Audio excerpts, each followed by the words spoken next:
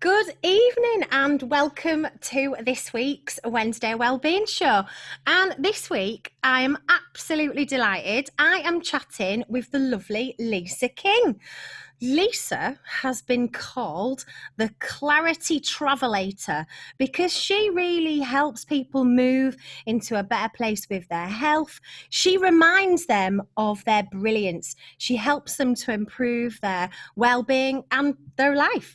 She's also an international author, a speaker, and a TEDx speaker. And she's the co-author of a series of books. The first in the series is out already. It came out on the 30th of September and it's available on Amazon. It's called Stories of Truth and Triumph. These amazing books share the challenges, trauma, and difficulties that 15 inspirational individuals went through. It shares their life experiences and really their rise from the ashes to overcome trauma, hardship, and mental well-being struggles. All the proceeds of the books are going towards a beautiful charity called Megan's Space. And Megan was 20 years old when she took her own life. And the book's launch date marked a year since Megan took her life and honours her by helping other young people who are facing mental health challenges. Our mental health system is underfunded, the Cinderella of the services, I've heard it being called, and it really doesn't have the tools or the equipment, just doesn't have the ability to offer enough support to our young people. And suicide is currently the biggest killer of our young people. So this is something that's really, really serious. And Megan's Space provides what I can only describe as essential links to support therapy and treatment, and it does it within days of people reaching out to them, not weeks, not months, not a prescription and come back in 6 months if you're feeling better. It helps them rapidly and it saves lives. So Megan Space not only provides this fantastic immediate support, but it empowers and raises up young people, and it gives them all the help they need, not just to feel better and well, but to help them to live their lives to the full. And today I'm really excited to have Lisa on. She's going to talk about her life, her story, the challenges that she went through, a very sad loss, overcoming ill health, and overcoming those unhealthy coping mechanisms which she had in place. Lisa talked to this as an unmasking process. She really dug deep in her past and looked at where her masks came from, those masks of a joker, a rebel, the class clown, that really covered an underlying sadness. But as adults, when these masks tend to slip off, when we're challenged or when we're going through difficulties later in life, all that hurt and that pain can just come flooding back into our lives, and we can be left feeling overwhelmed, depressed, and a bit lost. So Lisa's going to share with us today about how she went through that unmasking process, and how she stepped really powerfully into her authentic self and deeply healed. Lisa, welcome to the show. Thank you so much for coming on. Thank you so much. This is amazing. I've watched your show, so it's really, really great to actually be here, which is awesome. So what a fantastic project that you've got involved with, Megan's Space. Tell us a little bit more about Megan's Space and this amazing support service, this essential support service that they provide. Yeah, it was a really interesting story how the partnership actually started.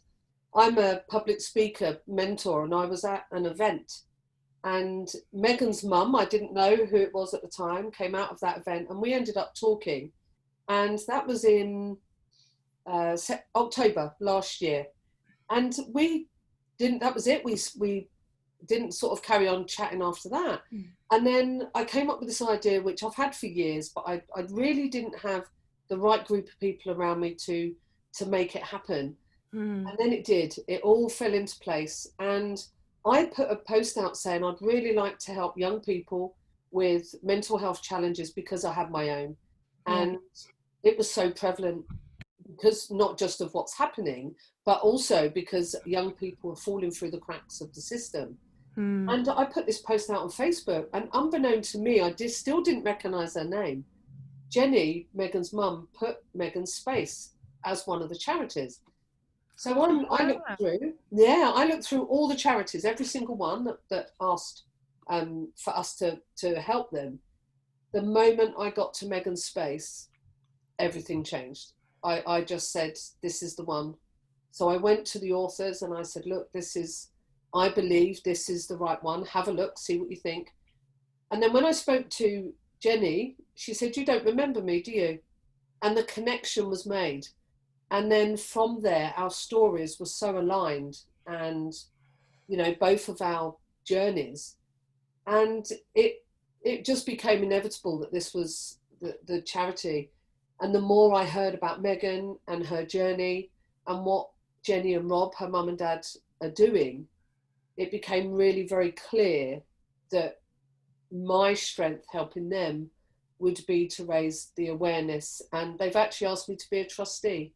So I'm absolutely honoured to be doing that. So Megan's Space, I'll put it into context for you. Megan's Space I got a call probably about 3 days ago from, and I knew a young lad. I won't go into too much detail because it's very private, but he's 21. Yeah. He's 21. He's had several suicide attempts and has had quite a troubling upbringing from an abuse side. He's got a stunning mum and beautiful sister, but he had a really turbulent upbringing. And that culminated in alcohol and anger. And I literally spoke to Jenny and said, we really need to help this lad. This was end of last week. He's having his first session this week. Amazing. He's been seen immediately. Amazing. And it gives me, I've got goosebumps now. There's different areas that Megan's Space is going to be working. It's also going to be, that little intervention, that moment has literally saved that lad's life, hasn't it? I mean, that's the reality of it. Had he have gone through the regular system, he might have seen his GP, he may have had some medication given, he may have been referred for therapy, but that can often take months. And I know that with the current situation, a lot of these more non-essential services are not running as the capacity they normally run at, and usually they run at a fairly low capacity. So I know that the system is really struggling to help these people.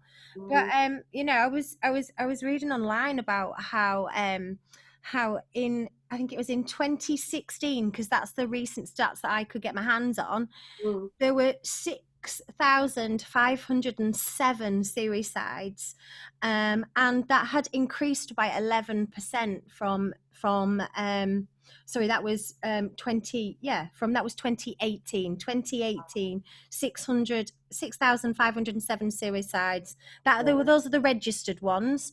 And that had gone up by 11% from 2017, but that the figures are just going up and up and up and up and up, and it's the age range seems to be going down and down and down.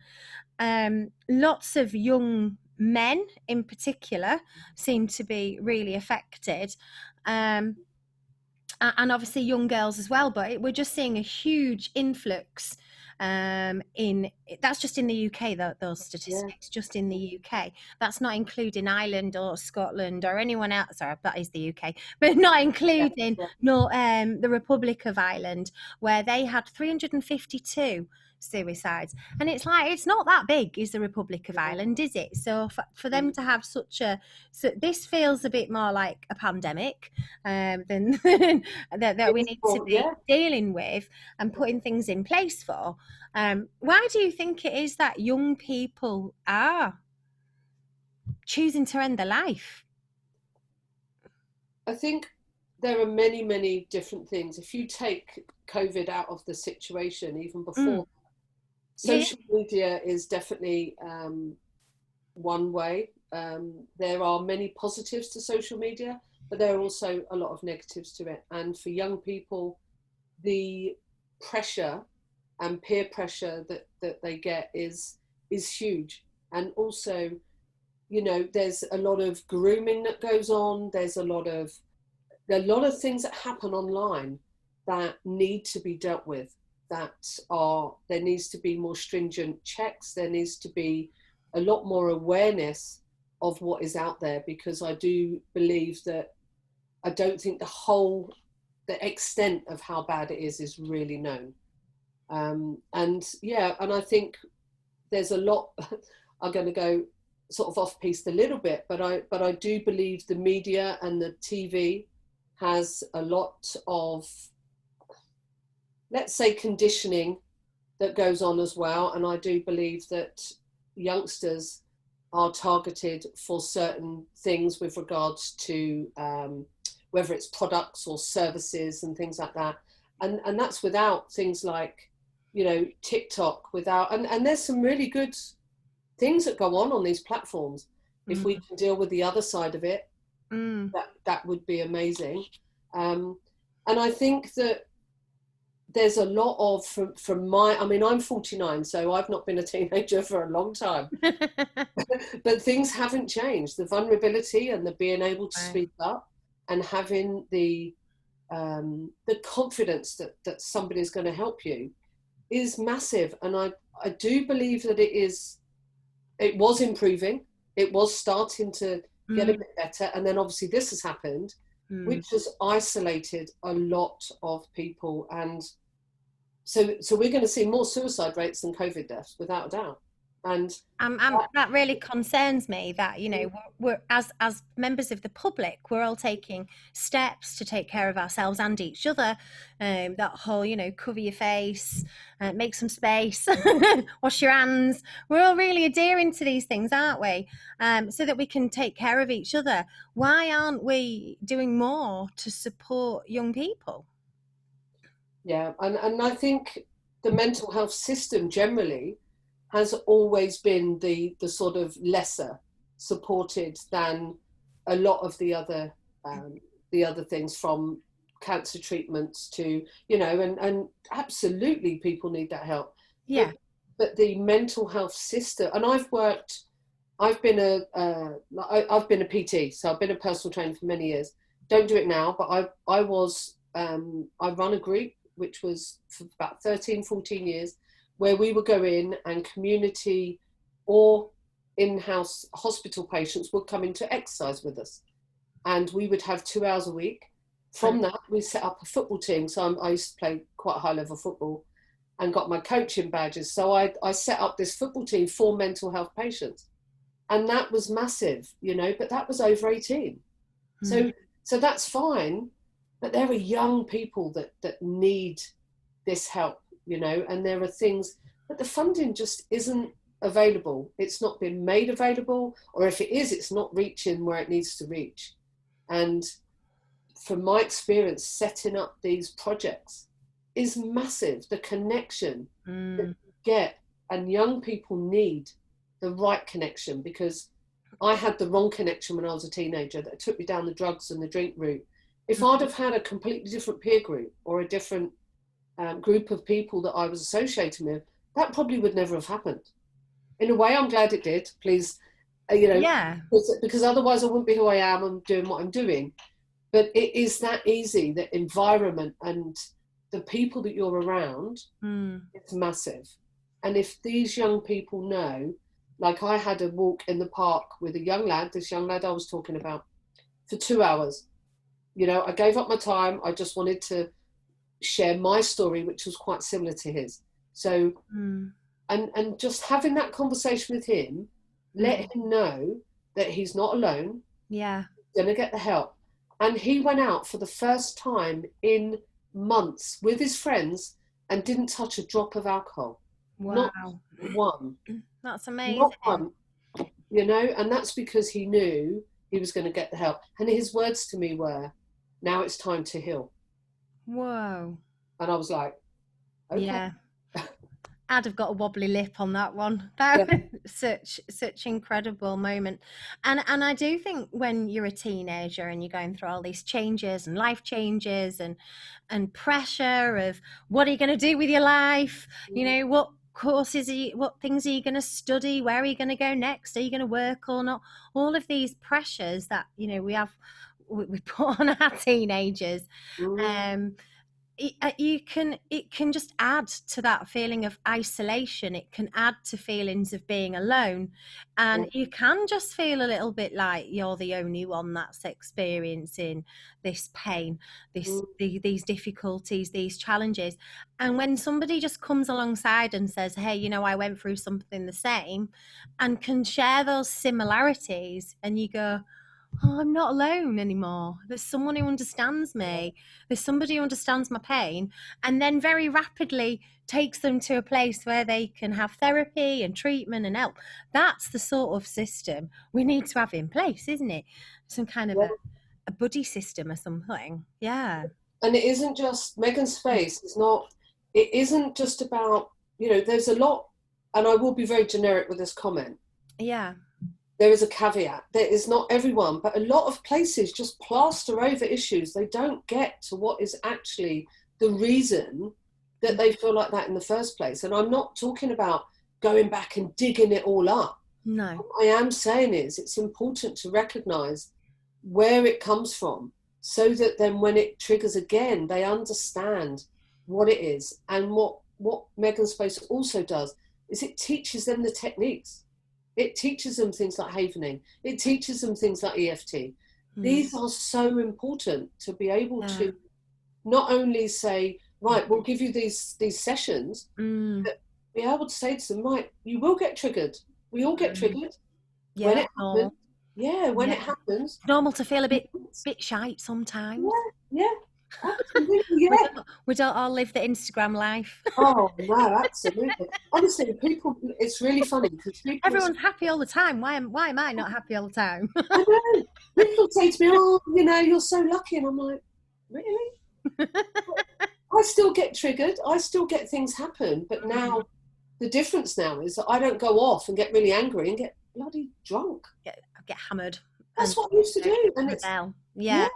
So for me now, instead, I understand the importance of being calm and letting out the emotions, because you can't leave them in, but let them out in a way that is the right way, instead of it being reactionary and going straight to things just to cope with life. I love that you're teaching in havening technique. For those who don't know what it is, my best way of describing it is like it's a big self-hug. It's a big self-hug. I've been doing havening all the way through lockdown because I'm a real hugger. I need a t-shirt made that says, watch out, I'm coming in for a hug. Stand back. I really miss hugs. I really miss hugs. So as soon as we're allowed to hug again, I'm hugging everybody. So watch out, I'm coming in. But it's really important to have connection and touch with others, and I've really missed that connection. So I've been doing havening technique, and it is just a big self-hug. And EFT is emotional freedom technique. It's a tool that helps to kind of dissolve the negative feelings, break away from the negative feelings and step into more positive feelings. And it's really powerful. These are great tools to teach young people to negotiate through the world. Yeah. Absolutely amazing. Yeah. And that was the importance. It's about being able to show them how they can help themselves, rather than, so we're empowering them to be able to help themselves, rather than fixing everything for them and taking away their power to find their own solutions. Yes. It's about saying to them, right, okay, this is going to come up, and have a, right, if this happens, then this is what I'll do plan, rather than focusing on the negatives. It's acknowledging, actually, I know that there's going to be days when things aren't quite as good, but I know that I'm going to be okay because I know what I have to be able to deal with that. Yeah, I love that. I mean, I said at the beginning when I introduced you that you remind people of their brilliance. But I think what's happening here with the young people that you're working with is you're giving them the tools and the skills, and you're connecting to them, to their own sense of their brilliance, to their own power. And I think to take them from a very disempowered place where they feel like hopeless and helpless, and it's just got to be the end, to a place where they can really feel very powerful and have, you know, purpose and meaning in their life is just incredible. Tell me a little bit more about the book that's come Oh, out. so excited about it. Amazing. And it's the first of so many. This is what's really exciting. So I know there's going to be a series. yeah, yeah, and I'll Oh, let you into a brilliant. little secret, which won't be a secret clearly. Um, is I'll explain about this one, and I'll tell you what my plan is for the next one, so Oh, that you okay. can, because it's slightly different. So I've always wanted to, since sort of releasing my emotions, the shame, the different things around my whole journey, what I realized is that vulnerability was now my superpower, as opposed to it being what was one of my biggest weaknesses. So I co-authored in another book, and the power and the connection and the collaboration that we got was immense. And I've always wanted to pull together different people. So we've got 14 women, one man, and also Jenny's mum tells her story, which is really powerful. Wow. Megan's mum, Jenny. So, and they're all so different, so different. Every story Mm. has a different, a journey, a trauma, could be a challenge, going from things that people wouldn't see as a trauma to how it snowballed from being a belief in a small child's head around something that happened that was really quite small Mm. in their eyes when they look at it, compared to a huge trauma. But Yes. what it did is it snowballed. It was like it was running down a hill, picking up momentum, and the focus was on what else can I do to reaffirm that I'm not good enough. All these Yeah. different things are coming in, and it got to the bottom, and then it crashed. So it's massive. The stories are really beautiful. They are, I know every single person in them, and I would say probably three people, this is the first time what they're put in has even been verbalized. That's how big. Whoa. So yeah, there's, So putting this on paper for people has been probably quite a big part of their healing journey as well, I would imagine, writing it down yeah, and sharing their truth and their healing experiences. I think when you put it into words and put it out for people to read, that's a real, that's vulnerable yeah, and exactly. powerful, Yeah, and brave and yeah, wonderful as well. I see what you mean about the power in the vulnerability. yeah. And I think the thing is, because I know everyone's journey, because we're actually self-publishing it, so we're doing it all ourselves. So I've read every story. I could probably tell you word for word exactly what each story is. and and it's stunning to know. I know where they're going to be in after the book is published, because it's something that they've always wanted to share, but the Yeah. shame, or because as you know, once there's shame around something, the moment it's Oh, verbalized, yeah. it dissolves so much of that. And Mm. I know that, I mean, it's been so cathartic for everyone to do it. What's stunning as well is that Jodie, so Jodie is one of the authors. She is the lady that designed the masks of my TEDx. So she's a friend. We connected, and she did the masks, and she's designed the front cover, and it's stunning. It's so So different. exciting. It is so different. So it's got different symbols on it, and each symbol represents different things within the book, and it's Wow. really beautifully thought out. It's done in a way that is powerful yet very soothing and really calm, and it's beautiful. And all of the profits are going straight to Megan's Space. So a lot, like pretty much everything. So it's I going to love be that. Amazing. So are all of the 15 stories in that first book? Yeah, That's amazing. yeah. And I've already got the next block of authors. Oh, go on, tell us about Honestly, honestly, because so with the book that's out now, that. when Yeah, I said who wants to be interested, because I don't want to take the onus off the first book, but I did want to know whether or not yeah. this was going to happen again. We pretty much got all the authors ready for the next adult book. There's a Very trick. exciting. Adult book. So what's going to happen? Let me reframe. Let me reframe. We're going to do a young person's book as well. That's what I mean, not an adult. Yeah, yeah. God, yeah, that's That's that's another show. That's whole another show. different. But my plan is to create a book with young person stories in it. I don't want to say too much Oh because my goodness. we're in the talks to sort it out now. But for me, getting young people to write beautiful stories, Mm, and giving them the ability to be able to put what they want onto paper mm. in a way that feels right for them, whether it's a poem or whatever it is, and to become published authors is going to be huge. How very exciting. Yeah. I met a young lady last year, and she had struggled for many years with her mental well-being. She heard voices and saw things, and the things that she heard and saw were very dark and instructed her in quite destructive ways. She had a long history of self-harm, eating disorders. It was a really kind of, I guess, a really complex situation. Came from a beautiful, nurturing family, no particular trauma in her life as that anybody could point out that there was an event, beautiful mum, beautiful dad, gorgeous people, just a young girl who was just really struggling. And she got to a point where she'd had enough and she was going to throw herself off a bridge here.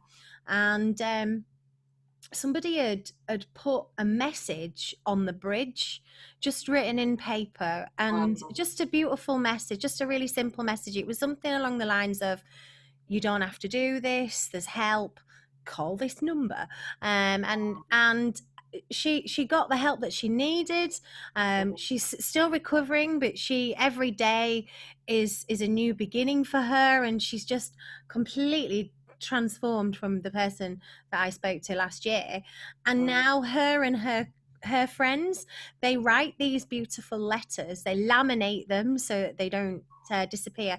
And South Tyneside Council, I think, have had some made into kind of like plastic bits that won't ever disappear, Wow.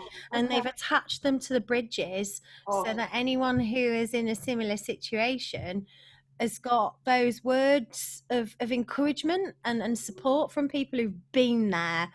And I just think, whoa, what a powerful story of how a young person can not only completely turn their life around just because of a few simple words of kindness, but then wants to give back and help others in a similar way. What a gorgeous story. So I can't wait to read that one when it comes out. It'll be brilliant. But you had your own experience, if we'll delve into that now. Well, you had your own experience of kind of challenging teenage years. Tell me a little bit about kind of what happened with you when you were a teenager.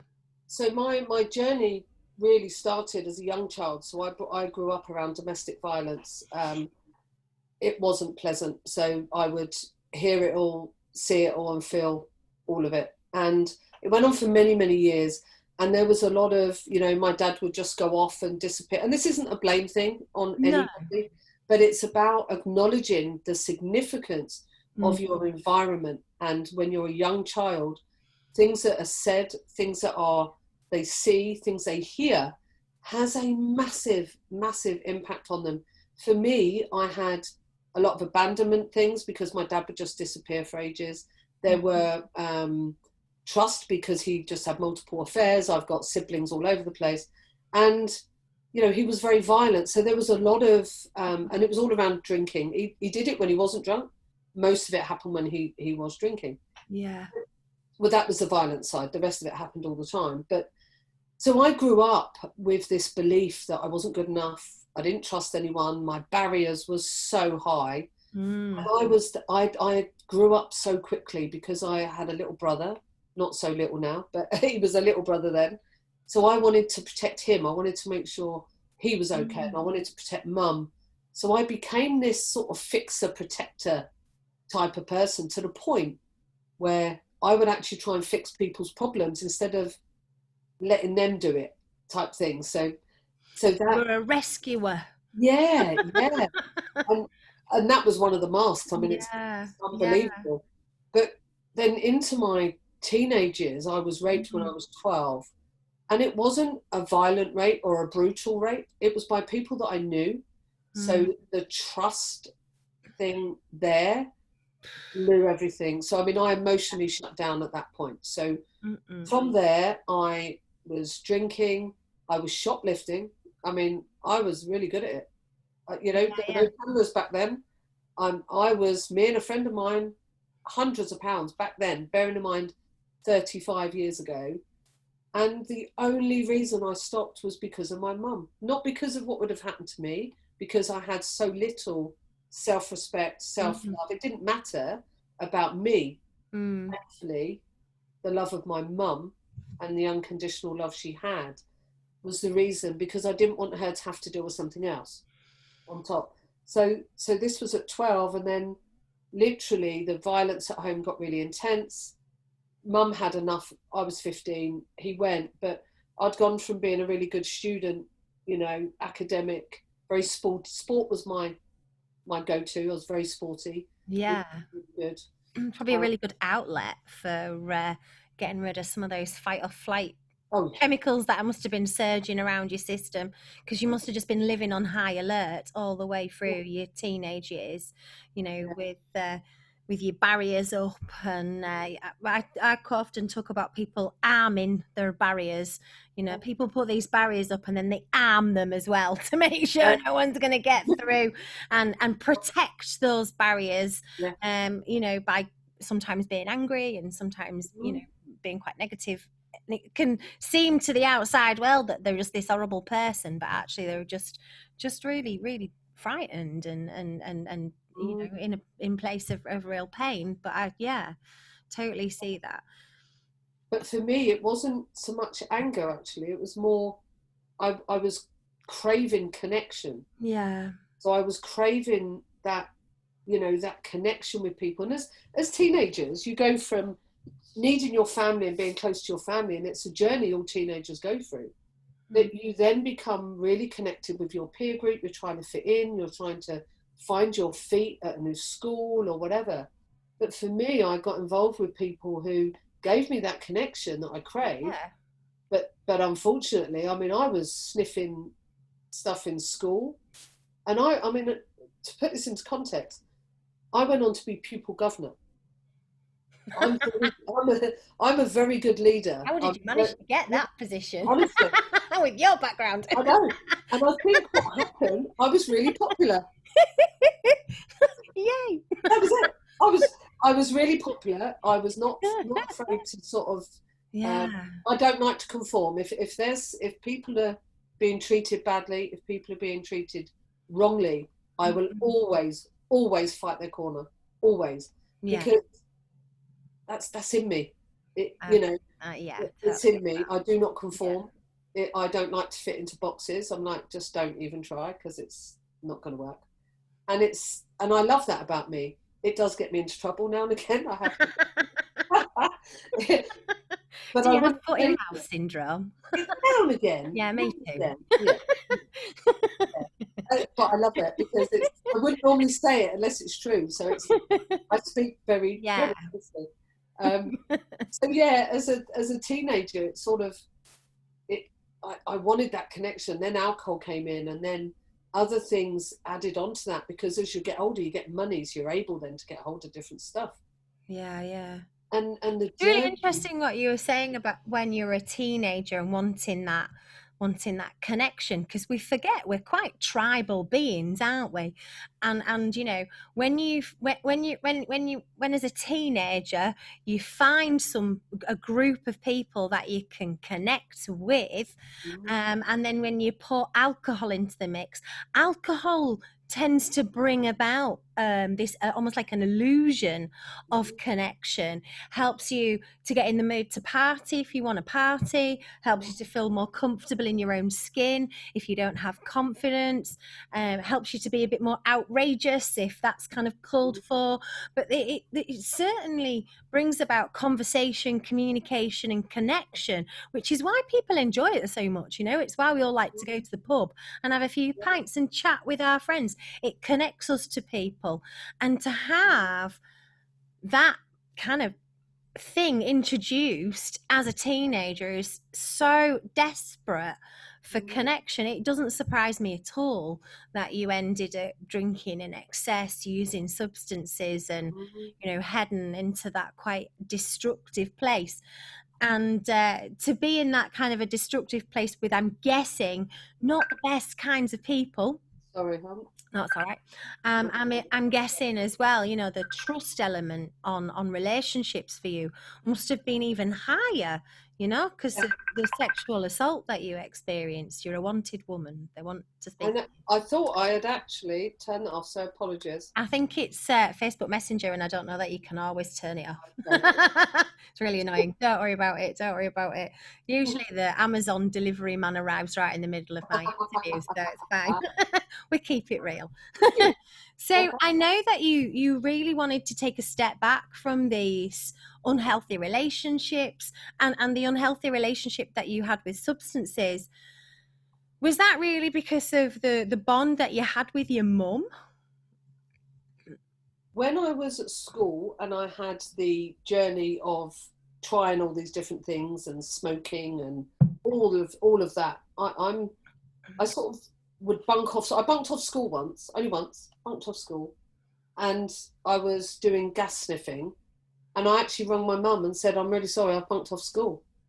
How many people actually do that? And that was purely because it would have broken her heart if she knew what I was doing. And that's why my mum truly saved my life, because of the nature of what was going on with me. If I hadn't have had that, I totally get why anybody, especially young people with hormones all over the place, do some of the things they do, because I had that support, and not everybody does. Not everybody has parents who make that extra effort, or that understand what they need. Or, you know, when you get parents who try to be friends with their kids, I get it, but draw the line. They need a mum and they need a dad or a guardian or whatever to have guidance, don't they? Yeah. I do feel sorry for parents as well, though. I mean, I can't imagine. I don't have kids. I can't imagine like having a smelly, horrible thing that doesn't want to get out of bed all day and then just parties all night and ruins my life. So I might find it a little bit challenging to dig deep and be understanding. But yeah, I guess it's one of the challenges of being a parent. Absolutely. Yeah. But kind of going forward, you know, a few years you went through this hugely rebellious phase. You got really into drinking and formed a good relationship with drugs and alcohol. But then you had some additional health complaints as well. Tell me what happened with your back. Yeah, well, before my back, when I was 17, I was rushed into hospital, and I had burst appendix. And it was quite negligent by the hospital, because they left me 3 days in hospital and rushed me in as they burst, because I've got an immense pain threshold, which isn't a good thing. No, because you look fine and you're not. Stay in a lot of pain. Yeah. So they were like, well, it can't be. If you had this, you'd be rolling around the floor.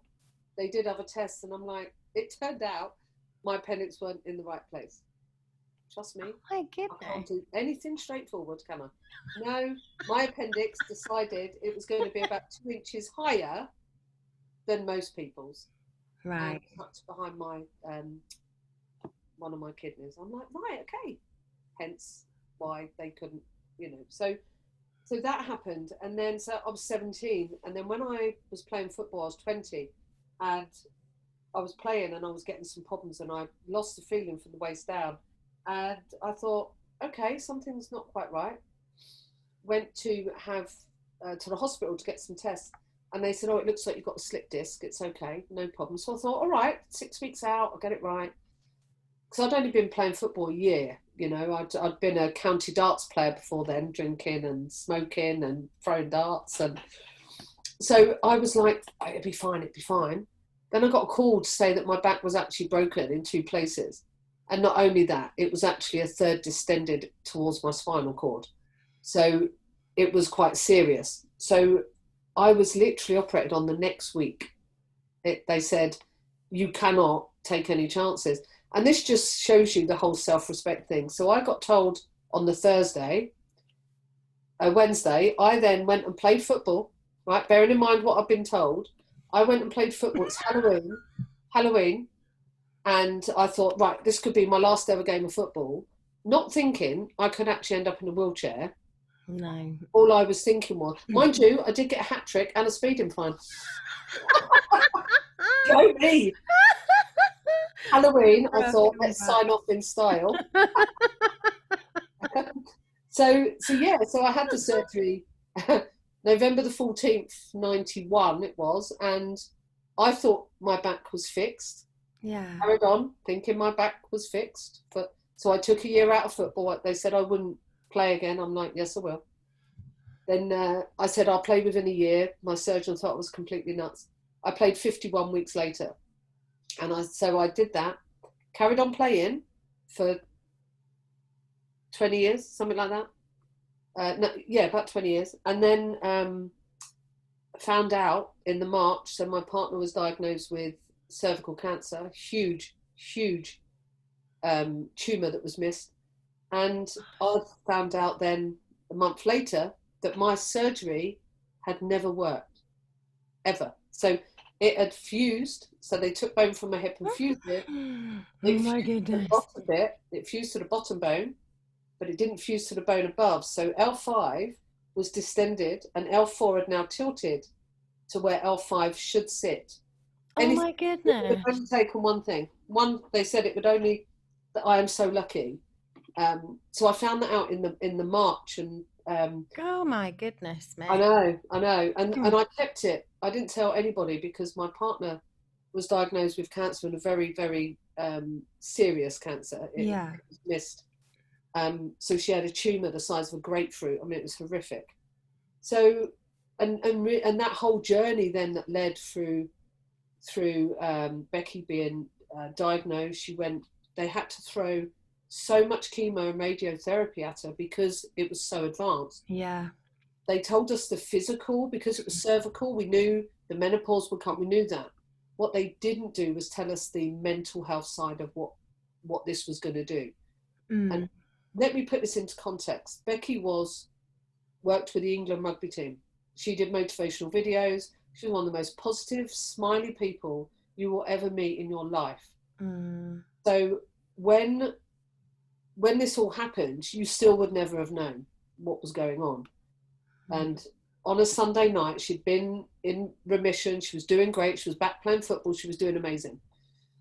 And that's when I needed to tell her that things weren't quite as fine with me, because my back was broken again and I had to undergo a lot of stuff.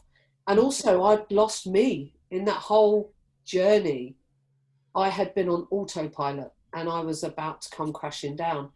And I just said, I need to have a break. I need to, so this was on the Sunday, and we went to bed, and we were going on holiday. So next morning on the Monday, we were going to look for somewhere to go on holiday. We'd both been through so much. And on the night before, she'd said to me, I'd kill myself. I can't live without you. And we'd gone to bed and everything was fine. So as far as I knew, we were going to be booking a holiday. When I couldn't get hold of her all day Monday, and then into the evening, I knew something was wrong. And I violently, I stayed, didn't touch any alcohol, stayed completely sober, because I thought, something's not right. I rang everybody, did everything that you do. Yeah. And then you have to wait 24 hours to actually notify anyone of being missing. So Tuesday morning, I notified the police. And later that day, they knocked on my door telling me that Becky had been found. And I was really, really, it triggered me when you were talking about the bridge, because that's what she did. Yeah. Yeah. She threw Yeah. herself into the river. She actually weighted herself down. My So God. that's what happened. And there are no words. It's so hard No. to describe to anybody about How being somebody left can go. behind. Mm. Yeah. How And being somebody left can go behind. from being this happy, shiny, sparkly, Mm. motivating speaker person to somebody who was just, didn't make that decision. And then of course you were left behind, heartbroken and confused and lost. Yeah. And I think that was the final straw, wasn't it? That was the straw that broke the camel's back. That was when I guess your masks were ripped off, and you could no longer sustain this positive outward persona that perhaps was fake, and that was when you had like a huge breakdown, I guess. Yeah, I had. So when it first originally happened, the guilt, there are no words to No. describe the guilt that I had. And we were friends. We'd been friends for 16 years. We were together for 5 years, but we were best friends. So, Yeah. to know, even though I didn't push her, I was the reason. That was really difficult. But then we found papers to say, so she'd been writing a journal, and we found it. I found it, and that was when it started to be really clear as to what had happened. So it was very clear that this was all since the chemo. So I just wish, and it isn't a blame thing because the NHS were bloody amazing, but I And just they wish are amazing. they are, yeah, and I just wish they would have had a conversation about what the effects of this treatment was going to do mentally, Yeah, yeah. because if we'd have known that it was even happening, she tried to cover it up, knowing her, because of the whole journey had been pretty horrendous. So she would have tried to cover it up, or even try and understand it herself. Yeah. And one conversation created a permanent, ended in a very permanent decision for a temporary situation. And that is what happens when, whether it's young people or anybody, feel that they don't have anywhere to go. There's no way. There's no other option. This Mm. is the only option. Yeah. Scary. I would love to see holistic therapies, integrative medicine be more welcomed into an NHS setting, because there are so many wonderful healers and therapists there who would be available to have those conversations Yeah. if the doors were opened for therapists to go in and work alongside NHS workers. It wouldn't be a massive shift in anything. It would just be something that would fit together like the two pieces of a jigsaw puzzle, and they would really really balance each other out. The Western medicine with their knowledge and their ability to kind of like fix people and put them back together, and the more integrative medical approaches and the holistic approaches of really looking at whole body, and how when we have things affect us physically, they do have an impact mentally, emotionally, Mm. spiritually. And people do put on a brave face, put on a brave mask, put on a brave front, and just keep going and keep surviving. And it can be all crumbling behind that facade, can't Mm. it? And that's Yeah, really what you found out. yeah. So after Becky died, I had a year of self-destruct. I mean, worse Yeah. than before. And I could drink. I mean, how my liver didn't get up and leave my body at some point over that year, I have no idea, to be honest. Mm. And then I met Penny. So Penny is my wife now. We've been married for 9 years, and I met Penny, and she gave me a reason to want to get this sorted out. And she came into a very messy, baggage filled life with me initially. And what happened is my body basically said, it was as if it was sort of relaxed, it felt safe, but that's when it literally collapsed. That's Yeah. when barriers came down, and my body, I had a full breakdown. Me, typical style, I had to do everything. I got the whole lot. And yeah, I mean, I couldn't lift my head off the pillow at times. I was never suicidal. It was never, I think, because I know, one, I didn't have the thoughts anyway. Yeah. But I also know the damage it does to the people left behind. Mm. And would never have entertained, because of my mum, to be honest, more than. Yeah. She was the first one that come into my mind. Mm. And then after my breakdown, I knew I had a choice. We always have a choice, always. And my choice was go back to the life that I was living, which would have been easy to do, or actually get rid of the deadwood in my life. Mm. Because when you're on a high and you're enjoying life, and then all of a sudden you crash, you learn who your friends are. Mm. And that for me was a huge lesson. Yes. One of the best things that ever happened. So what I did. You have drinking friends and partying friends, and then you have your real friends, don't you? Yeah, and some of those drinking, partying friends were real friends. Of course. But they didn't want to deal with the Lisa that wasn't coping. They wanted the Lisa that was always drinking and out and party Lisa. Yeah. So, and it was really interesting. You learn a lot about people in those situations. And there was a lot of things going on, and one of the biggest things that happened was I was getting recurring illnesses, recurring chest problems, big, constant chest infections, 6 a year, big time. And that's how I got introduced to EFT. So it was unbelievable. I was asked, somebody said to me, you need to go and see Marion.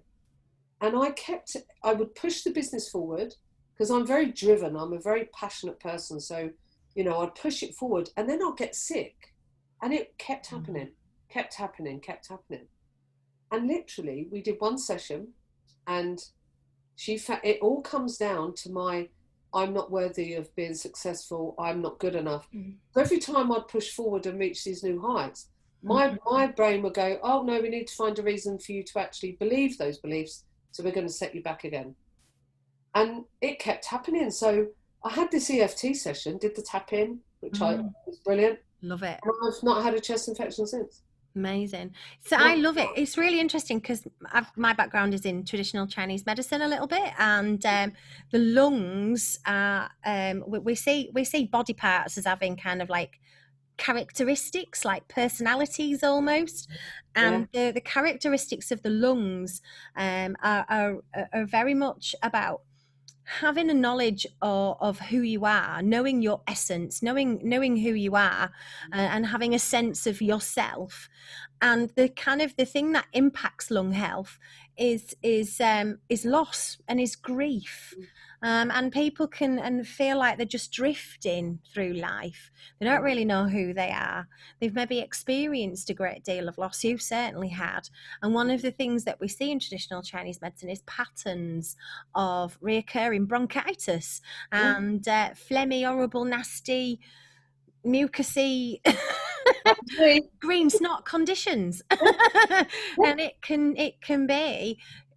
I love how traditional Chinese medicine really incorporates all of these beautiful, all of the emotional aspects of well-being as well. And I do think that's where we miss out a little bit in kind of Western medical approaches. We kind of miss out. But EFT uses the acupuncture points.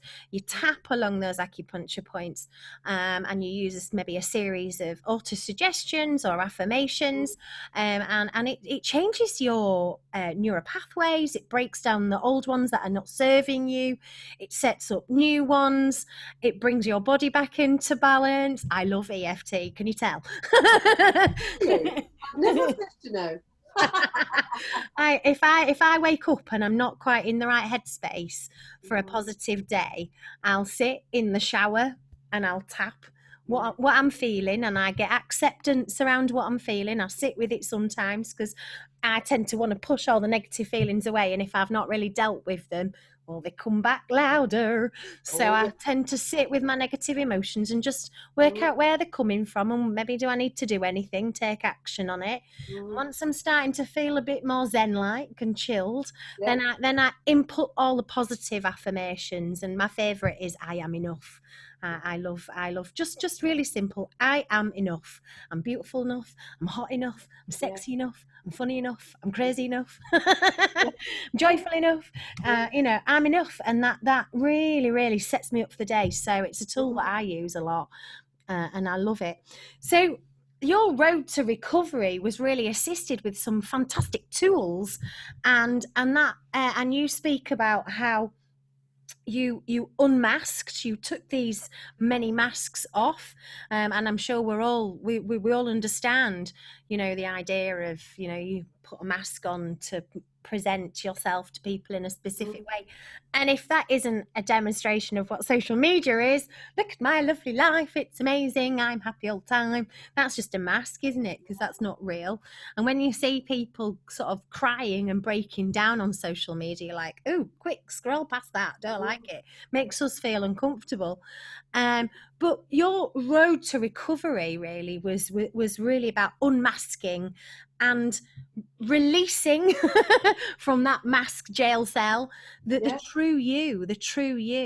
Massive. And this is something that you speak publicly about. Tell me a little bit more about that unmasking process and unleashing the authentic Lisa King on the world. Yeah. I mean, I had quite a few masks, but the three main ones for me was the joker or the jester. That was my Mm, coping mechanism as a child. So from yeah, a young age, and I am actually quite funny. I am actually quite funny. I'm she okay. is, really, she is. I am honest. You can laugh now at this point. That's okay. Are you laughing? Are you laughing? I'm laughing. I'm always laughing. Okay. And so I would, because I wanted to fit in, I'd always do the stupid stuff that people knew they'd get in trouble for, but I'd do it because it'd Right get up me for it. attention. That sort of stupidness. And I'd always be the joke. I'd do stupid things in class because somebody went, "Oh, Lise, do that." They wouldn't do it, but I thought I'd do it because, that made me popular. And I just didn't understand what was going on. So for Right. me, with that one, it was about really understanding when things like that happened. Was I actually, what do I want in this moment? Do I want to have fun? And I have so many laughs now. I've belly laughs, proper belly laughs, and that's me having fun. And I Yeah. disconnect for, I have no emotional connection to people's opinion of me. You know, people's opinion of me is none of my business. And as long as I'm being true to me, the right people have left my life, and trust me, the right people have come in, and that was the unmasking of that particular thing. But I would Mm. say one of the biggest was my people pleaser. I was this comes from my fixer protector, and my mum was also a people pleaser, and my dad was very controlling. So mum would do everything to just try and appease any situation, and I learnt the behaviour from that, And me and my mum have had quite a few conversations about this because she's on a journey now with me because I'm uncovering all these different things. She's telling me lots of different things that happened that I didn't know or I'd blocked out. So Mm. we're on a journey of sort of strengthening our bond I mean, we're so strong, but in a totally, on such a deeper level, because we are so honest with each other now, whereas we would not say things because we were worried about upsetting, or now we just say it as it is. And Yeah. and I've put boundaries in place for people now. I if I don't want to do something, I'll say no. And I'll say to them, Mm. look, it's not because I don't love you or I don't want to see you, but right now I need to look after Lisa, and we'll Yeah. do it another time. And it's created, there was resistance. There was resistance because people were used to me saying, yeah, I'll do this, I'll do that, I'll do that. But what I also did was I empowered people to be able to find their own solutions. I Mm. was holding space for them. I was there. I was ready to guide them if they needed it. But what that did is actually gave them so much strength, so much confidence, and they sorted their own stuff out. And Yeah. and that for me, I think, was one of the biggest. The other one I talk about in my TEDx is the Lone Ranger, and that came from the lack of trust, the abandonment, the barriers, and the beauty there for me was I stand on stage now and I deliver workshops. I talk. I do the TEDx. I've got huge events planned now next year. Can't do Yeah. yeah. They've gone back. They've gone back, but that's okay. And you know, and we're going to be sharing the stage with young people. I'm arranging events where young people get up and Amazing. they rap, they do poetry. It gives me goosebumps every time I think about it. Me too. You know, and I get on stage and I'm so honest and raw and real and vulnerable about, because I can now. When I first started sharing my story, I broke down. I couldn't deal with mentioning Becky's name No. without the emotional connection to it. Whereas now, if I know that it's going to be difficult, I will make sure I'm sort of in that right space. But I can share. I can talk about her. I can talk about her death, and afterwards. And yes, it does trigger me, but it triggers me and it drives me. So I'm not an emotional wreck. I put that emotion into people. Know people can see. I don't script. I don't script anything. I talk from my heart and I share. And young people now, I did an assembly at 400 young girls, so 14, 16-year-olds. And I had 3 of them come up to me afterwards. And one of them said, I tried to end my life last week and I will never do it again. You know, because they know you've been through it. They know you understand and you get it. So, yeah, not going to be able to shut me up now. No. Well, sadly, I'm going to have to, because we're Yeah, I know, yeah. to come to the end. It's great to hear that you found such power in your vulnerability. And I really want to encourage everybody out there, everybody who's listening, please rush on to Amazon and buy Stories of Truth and Triumph. It sounds amazing. It's for an incredible cause. And Lisa, if you can provide me with all the links as well to Absolutely. Megan's space and all of your information about your workshops and things that you've got coming up too. I'd love to share those on our social media pages and on the podcast as well.